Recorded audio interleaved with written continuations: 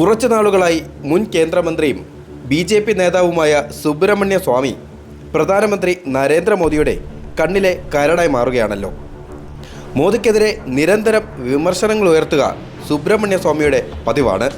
ഇപ്പോഴിതാ മോദിയുടെ 74ാം പിറന്നാളിന് മുന്നോടിയായി വീണ്ടും പ്രധാനമന്ത്രിയെ കടന്നാക്രമിച്ചിരിക്കുകയാണ് സുബ്രഹ്മണ്യ സ്വാമി.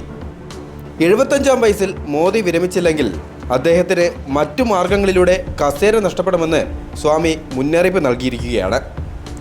വരുന്ന സെപ്റ്റംബർ 17-നാണ് പ്രധാനമന്ത്രിയുടെ 74ാം ജന്മദിനം. 2025-ൽ 75 തികയും.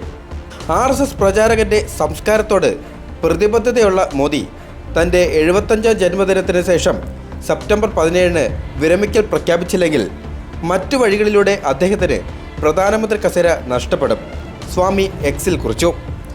മോദിയുടെ കടുത്ത വിമർശകനായ സ്വാമി കഴിഞ്ഞ ആഴ്ച GDP-യുടെ കാര്യത്തിൽ കേന്ദ്രത്തെ നിശിതമായി വിമർശിച്ചിരുന്നു. GDP വളർച്ചയെക്കുറിച്ചുള്ള മോദി സർക്കാരിൻ്റെ അവകാശവാദം പൊതുജനങ്ങളോടുള്ള വഞ്ചനയാണെന്ന് സ്വാമി പറഞ്ഞു.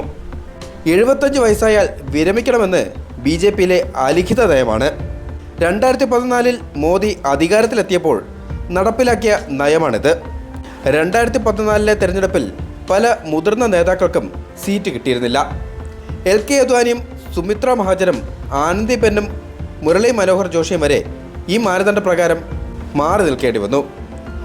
ഈ പ്രായത്തിന് മുകളിലുള്ളവർ തെരഞ്ഞെടുപ്പുകളിൽ മത്സരിക്കേണ്ടതും ഭരണഘടനാ പദവി കൈകാര്യം ചെയ്യേണ്ടതില്ലെന്നുമുള്ളത് പാർട്ടി നയമായി സ്വീകരിച്ചിട്ടുണ്ടെന്ന് അമിത്ഷാ നേരത്തെ പരസ്യമായി സമ്മതിച്ചിരുന്നു.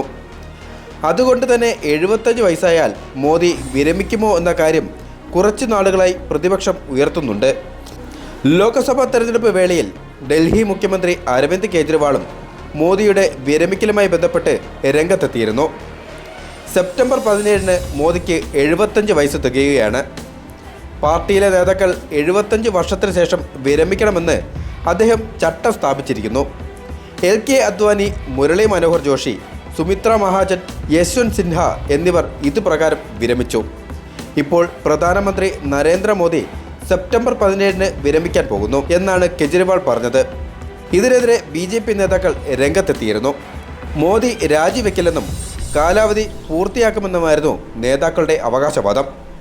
BJP ഭരണഘടനയിൽ 75 വയസ്സെന്നത് പരിധിയല്ല.